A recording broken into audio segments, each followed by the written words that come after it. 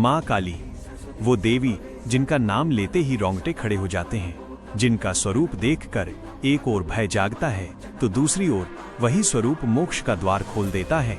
अक्सर लोगों के मन में एक प्रश्न उठता है, माँ काली बिना वस्त्रों के नग्न अवस्था में क्यों रहती हैं? क्या यह केवल क्रोध का प्रतीक है या इसके पीछे कोई गहरा आध्यात्मिक रहस्य छिपा है?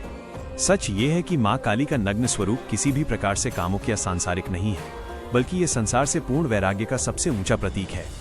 शास्त्रों के अनुसार वस्त्र अहंकार का प्रतीक होते हैं।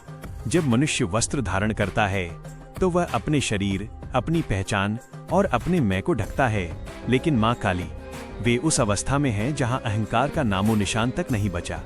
उनका नग्न स्वरूप यह दर्शाता है कि वे माया, मोह और बंधन से पूर्णतः मुक्त हैं। माँ काली को नग्न सत्य कहा गया है, वो सत्य जो किसी आवरण का मोहताज नहीं, वो शक्ति जो सृष्टि से पहले थी और सृष्टि के बाद भी रहेगी। अब बात करते हैं नागन अवस्था की। माँ काली के शरीर पर लिपटे सर्प केवल आभूषण नहीं है। सर्प यहाँ काल, मृत्यु और ऊर्जा का प्रतीक है।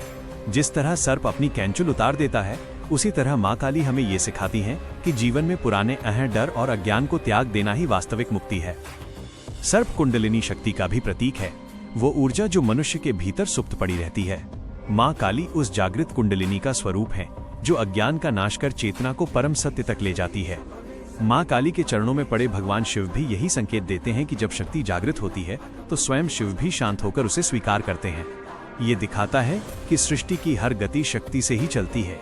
उनकी रक्त से सनी जीभ, उनकी मुंडमाला और उनका नग्न शरीर, ये सब मिलकर हमें एक ही संदेश देते हैं, मृत्यु से मत डरो, परिवर्तन से मत भागो, सत्य को स्वीकार करो। माँ काली का नग्न रूप हमें बताता है कि जब मनुष्य सब कुछ त्याग देता है, नाम, रूप, डर, अहंकार, तभी वो वास्तविक रूप से मुक्त होता है। इसलिए माँ काली नग्न हैं क्योंकि वे पूर्ण हैं।